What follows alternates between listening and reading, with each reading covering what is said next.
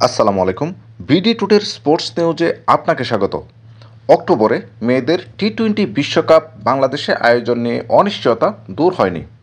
এদিকে ভারতও এই বিশ্বকাপ আয়োজন করতে চায় না বলে জানিয়ে দিয়েছে।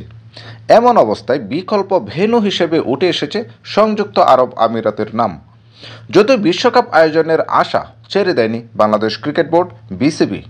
তারা সর্বোচ্চ চেষ্টা চালিয়ে যাচ্ছে বলে জানা গেছে। ক্রিকেট ওয়েবসাইট ক্রিকবাস জানিয়েছে আইসিসি দুবাই ও আবুধাবিকে বিকল্প ভেন্যু হিসেবে চিন্তায় রেখেছে। সেখানকার ভেন্যু ও যাবতীয় সুবিধা প্রস্তুত থাকায় বিশ্বকাপ আয়োজন কোনো সমস্যা হবে না। আগামী 20 আগস্ট এই ব্যাপারে চূড়ান্ত সিদ্ধান্ত নেবে আইসিসি। এর আগে বাংলাদেশের পরিস্থিতির উপর কড়া নজর থাকবে তাদের। আগামী 3 থেকে 20 অক্টোবর সিলেট ও ঢাকায় মিলিয়ে হওয়ার কথা মেয়েদের টি-20 বিশ্বকাপ। তবে তাতে এখন অনিশ্চয়তার কালো মেঘ। ধন্যবাদ সবাইকে।